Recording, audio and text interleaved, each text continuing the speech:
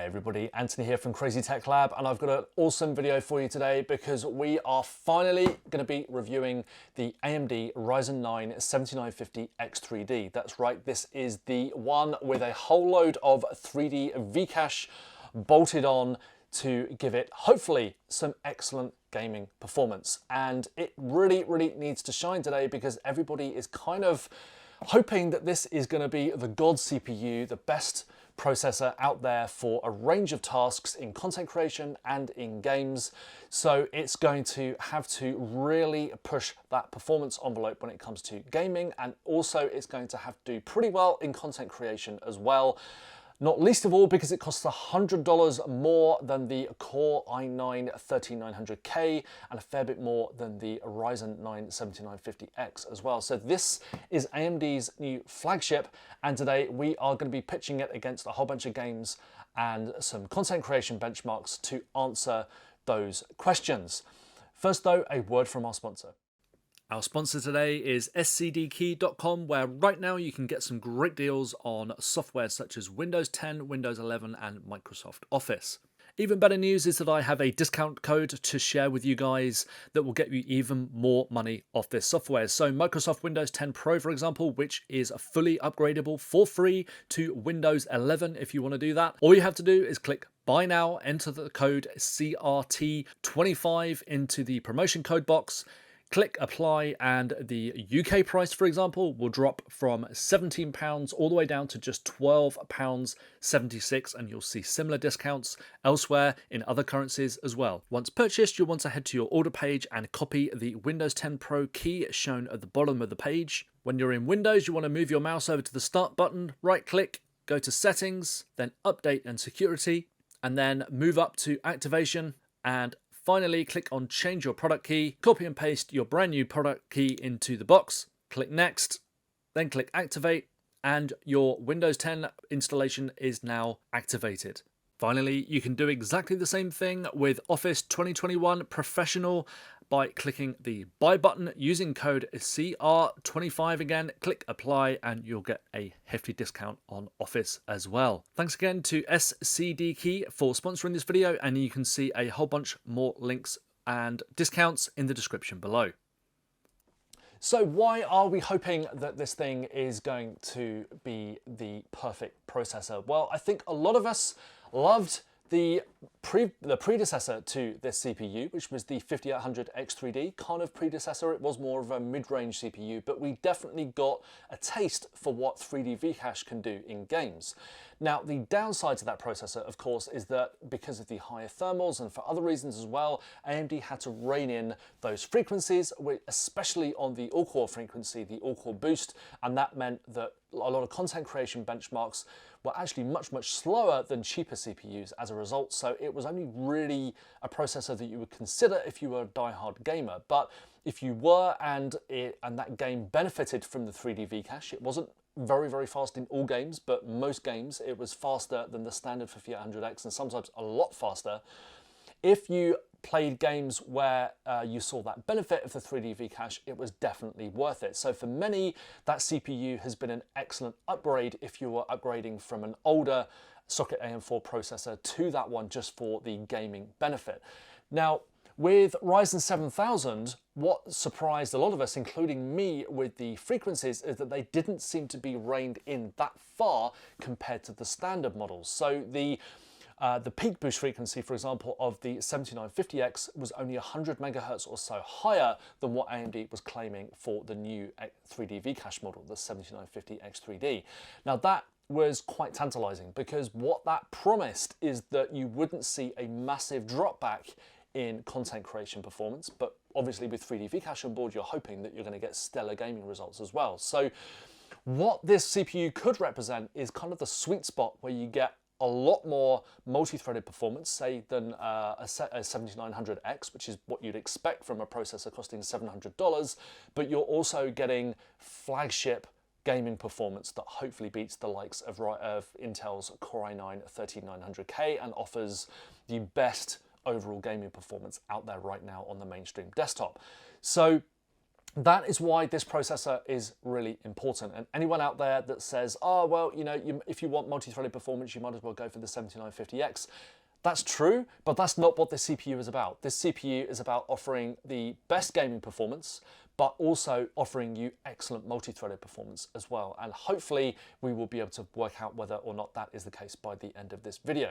So without further ado, let's check out the specifications and then we will crack on with the benchmarks and come to some conclusions at the end. Starting off with the specifications, and I actually need to correct myself from earlier because I said that the peak boost frequency of the 7950X was actually slightly higher than the 7950X3D, but that's actually wrong. Both are the same at 5.7 gigahertz. However, the 7950X does have a higher base frequency, and that does tend to suggest a higher all-core boost as well in multi-threaded workloads, but we'll get onto that in a minute. So the cache is obviously the talking point here because everything else is very, very similar. Obviously, we're dealing with 16 cores, the Zen 4 architecture, 32 threads, and the TDP though is lower. So we are dealing with a 120 watt CPU here. So again, that suggests that clock speeds, frequencies will be lower in some situations. Now the cache is obviously a lot higher. That's the main talking point, and that is 144 megabytes versus 80 megabytes for the Ryzen 9 7950X. Now, there are some speculations out there as to whether the layout of the cache and the fact that it's split between dies and that kind of thing is going to impact performance. But there are two key metrics that we really want to pay attention to. One is whether or not the 7950X3D is slower than the Ryzen 9 7950X in multi-threaded workloads, and if so, by how much?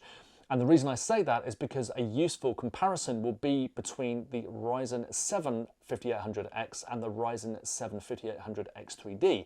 If AMD has a smaller percentage difference between the 7950X and the 7950X3D in multi-threaded workloads than those Ryzen 5000 series CPUs, X3D versus standard model, then I would think that that's a success. There is less of a difference in multi-threaded workloads with this CPU. So I would say that that is a win for AMD, and it's actually gained ground. And of course, this isn't a CPU that you would generally buy if you're primarily focused on content creation. So that's just one interesting point I wanted to bring up. So other specifications out there, we are looking at the other two CPUs in this range as well. The 7900 X3D also launching today, but the only sample that AMD has sent me so far anyway is the 7950 X3D, and that is going to retail for $700, $699. The 7900 X3D is going to retail for $599, and the Ryzen 7 7800 X3D is going to cost you $449 when it is released in April. So there's about a month delay on the launch of that one. Obviously, AMD wanted to cash in on people that want the new technology now.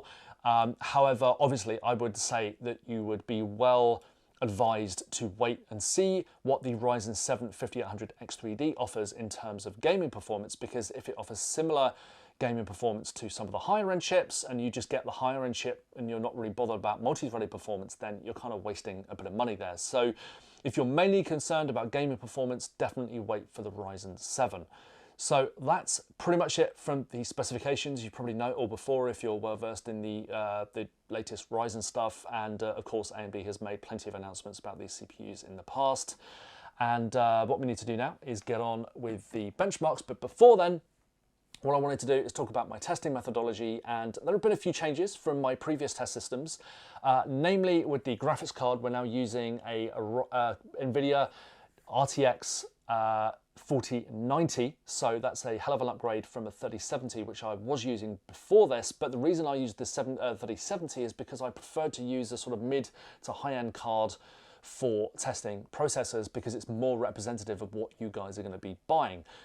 I can appreciate that not all of you are going to be going out there and buying this CPU, but today, because we're primarily focusing on the three high-end chips, the 7950X, the 7950X3D, and the 13900K, I thought it was best to opt for the fastest graphics card that money can buy, because ultimately you're not going to be spending $700–800 on a CPU and pairing it with a mid-range graphics card. So Obviously, there are other reasons. The 3070 is now a pretty old card. We've already got the 4070 Ti out there as well.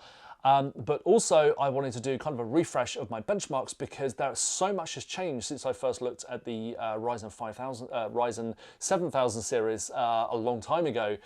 Driver updates, chipset drivers, graphics drivers, Windows updates, all those kind of things, they are now meaning that anybody that had tested stuff more than 3 or 4 months ago, your results are now invalid. So I would be very, very careful about what benchmarks you're looking at. And if someone doesn't specify that they have updated their benchmark suite and with fresh results recently, i.e. in the last couple of weeks, then they really need, then I really wouldn't pay too much attention to their benchmarks, because I saw a huge difference across the board in a whole variety of ways. You know, Intel faster in some areas, AMD faster in others, compared to the results that I got previously. So that is why I've only got 3 CPUs in the graphs today, because I've only had time to test these 3 CPUs in new games and everything else, and I haven't had time to get everything else tested yet, but I will be filtering in results as time goes by. But for now, these 3 CPUs, obviously the 3900K are not here at the moment, but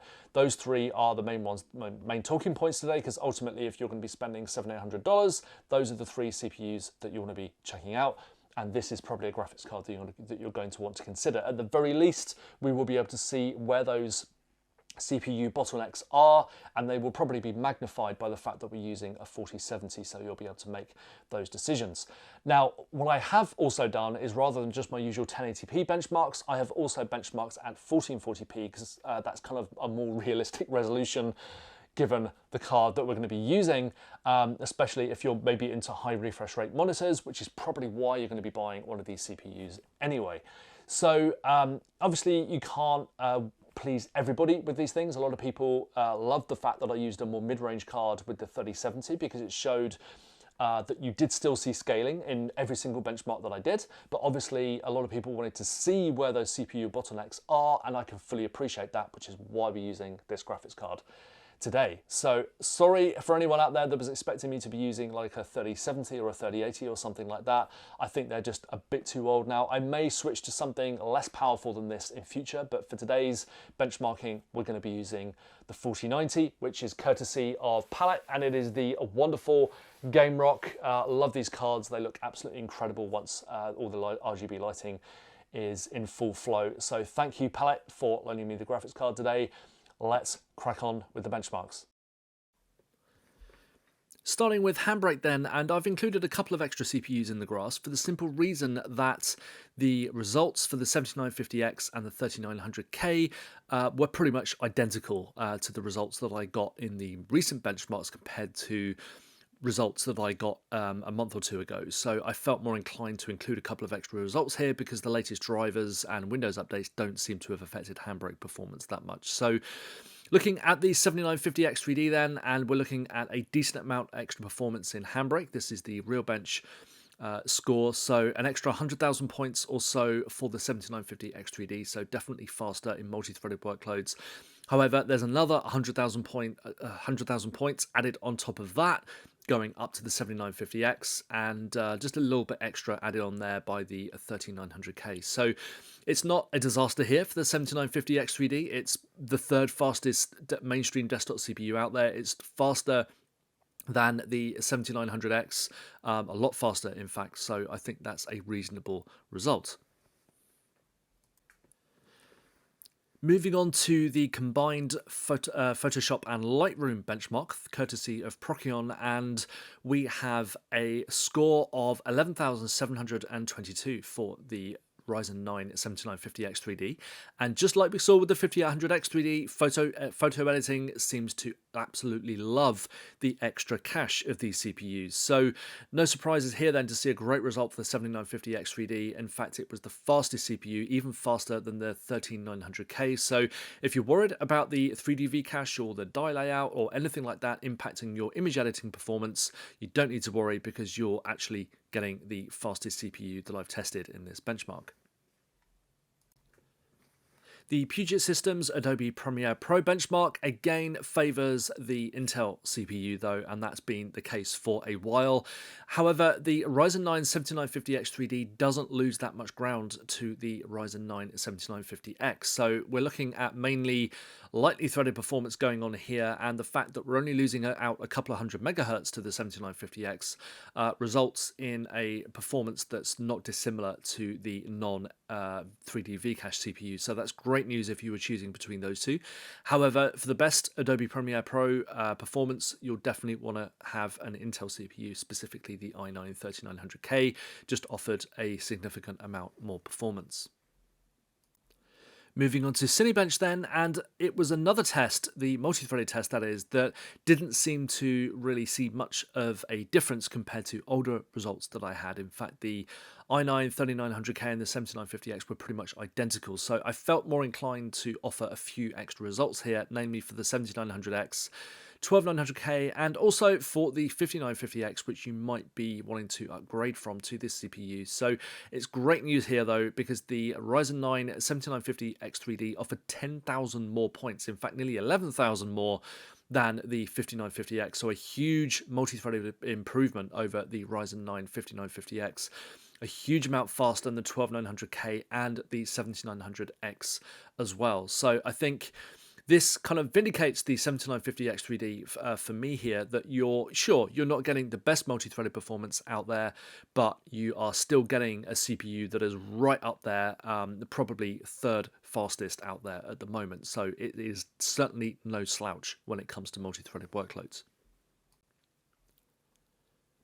One test I was pretty interested in was the power consumption, and it's very good news here because the Ryzen 9 7950X with its TDP of 120 watts versus 170 watts for the 7950X draws over 100 watts less. So in with Prime 95 with the small FFT test and AVX instructions disabled, I saw a peak system draw of 255 watts versus 376 for the 7950X and 546 for the 13900K. So that's worth bearing in mind with the 13900K, that yes, it's faster in some multi-threaded tests, but it draws twice the amount of power. So again, that's pretty awesome for the 7950X3D. In terms of temperatures, we're looking at temperatures that are slightly lower than the 7950X. Obviously that CPU getting the high 80s, low 90s quite easily. The 7950X 3D usually sitting around the low 80s with my custom water cooling system. So just worth bearing all that in mind. So we're moving on to our game test now, and I should point out that the same drivers and same settings in every single game were used in both Intel and AMD systems, and I enabled BAR support, of course, across both systems with the RTX 4090. So with Far Cry 6 at 1080p, and we have the Intel Core i9 3900K at the top of the graph for the simple reason that the 99th percentile frame rate of 153 frames per second was top dog. It was 12 frames per second faster than the 7950X 3D. However, the latter managed a higher average frame rate at 210 frames per second. So kind of an interesting result there. Both of those results are significantly faster than the Ryzen 9 7950X. So obviously it's not a complete win for AMD here. It does win on the average frame rate, but the result here obviously for AMD is that the 7950X 3D is significantly faster than the 7950X. Next up, we're dialing it up to 1440p, and here it's closer between the 7950X 3D and the 13900K, but again, the Intel CPU has the edge on the minimum 99th percentile, while the AMD CPU has the benefit of a higher average frame rate. So the 7950X, though, well down in third place with both the Intel CPU and 7950X 3D offering significantly higher frame rates. Next up is Forza Horizon 5, and at 1080p, kind of a weird result here. The 7950X 3D managed the exact same frame rate as it did back in Far Cry 5, and I had to go back and redo this test as well. So kind of a freak occurrence there. I don't usually have that that often with both minimum and average frame rates, but hey ho. So yeah, we're looking at 138 frames per second minimum 99th percentile and 202 frames per second for the average frame rate. Absolutely killing it in this game. AMD and Intel pretty level pegging, so it just showed that even though the 3900K had pretty dominant performance in games, the 7950X did pretty well in this game. So AMD doing very well to start with. But the 7950X3D really dominating here. Both older Intel and AMD CPUs, just no way in any way, shape or form able to keep up. That average frame rate, well over 202 frames per second, is miles faster than anything else. So a great result here for the 7950X. So at 1440p, we are still looking at a pretty dominant performance for the 7950 X3D. So it's clear, at least with a very high-end graphics card such as the RTX 4090, you are still going to see very, very high CPU scaling with the 7950 X3D at 1440p. So if you're getting those high refresh rate monitors and you want to max out performance with your shiny new NVIDIA 4000 series graphics card, then you are going to want the 7950 X3D if you're using Forza Horizon 5, of course.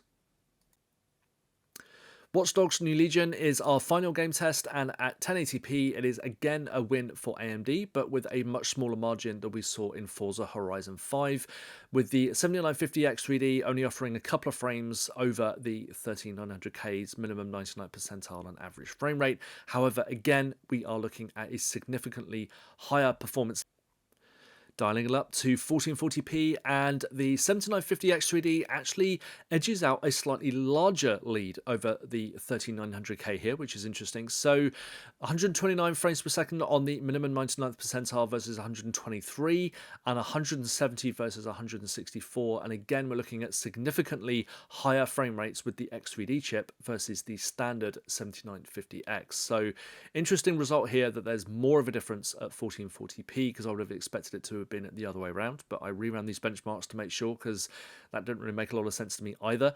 But yeah, it is what it is. And yeah, if you want the fastest CPU for Watch Dogs, then you are looking at the 7950 X3D.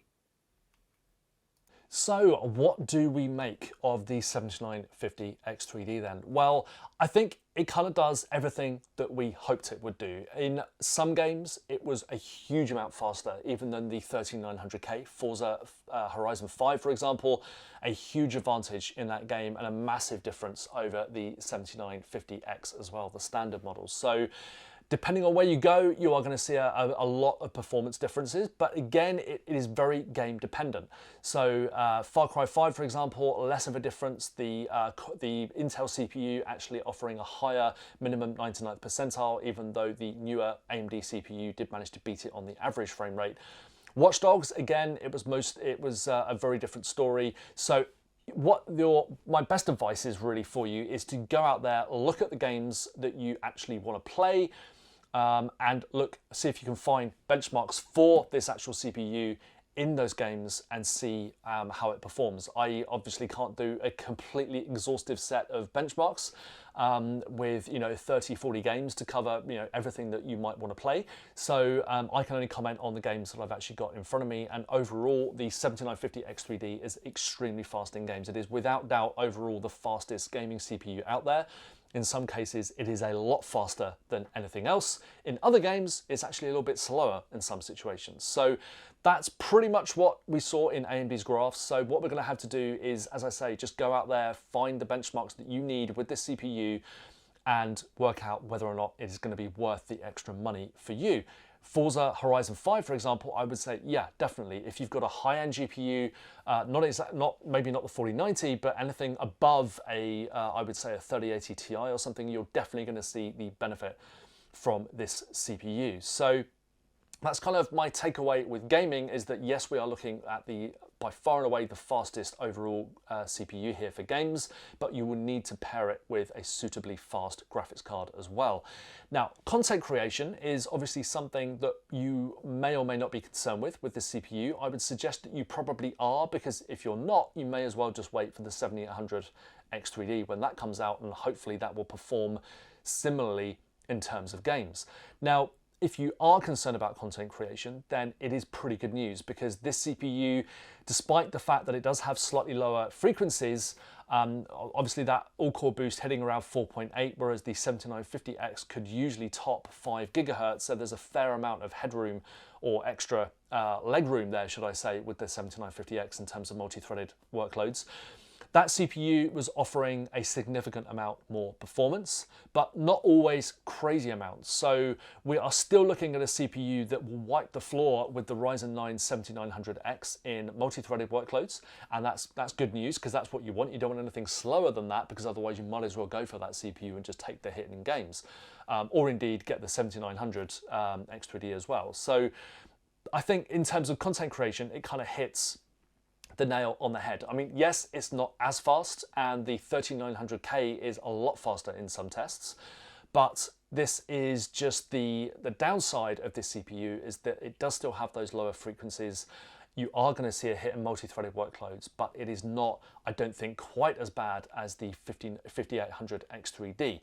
So with that CPU, there was a huge climb down, and cheaper CPUs were actually faster in multi-threaded workloads. If we look at the example here, the 7900X is not faster in multi-threaded workloads. So there isn't a cheaper CPU that you would get to trounce this in content creation. That there kind of really isn't one, at least not one that can match it in gaming performance. So that's kind of an interesting point. So for me, if I was going to go out there right now and I needed something that was great for rendering and Cinebench and Premiere Pro and content creation, I should add that it's really, really good at image editing. We saw the 3D V-Cache having that effect with the previous generation, the 5800 X3D as well. So image editing is actually very good.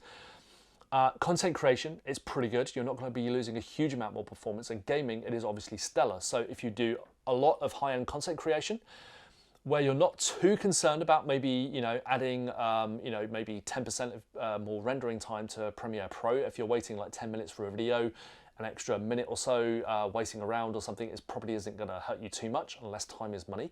But then you get the awesome gaming performance to go with it. This is kind of everything that I'd hope for. Nearly. I mean, I would maybe have hoped for a slightly better multi-threaded performance, but we can't have everything. This is a relatively new technology. It's only second generation 3D V-Cache, but I think AMD has done a pretty good job. You will, however, have to pay through the nose for it, because it costs $100 more than the 3900K, which obviously is maybe, it's obviously better value. It does hold its own in games, but the AMD chip is a lot faster in some situations. So I think AMD has done a much better job than it did with the 5800 X3D. Obviously, that CPU really falling back to situations where the 5600X was actually faster in some tests, so was the 5700 and that kind of thing. That's not the case here. The 7900X is a lot slower in most multi-threaded tests. So that's good. Is it awesome in games? Yes. Is it affordable? $700? I don't really know. I mean, it depends on how big your wallet is, really. But if you want the best all-round CPU and also the very best that mainstream desktop gaming has to offer, this is the new king of the hill. So I'd like to thank AMD for sending me in the sample. I'd like to thank Palit for sending out the 4090, which I will be continuing to use for my CPU benchmarks. Thanks for watching today. Don't forget to like, comment, and subscribe, and don't forget to turn on those notifications if you do subscribe, and I will be back soon.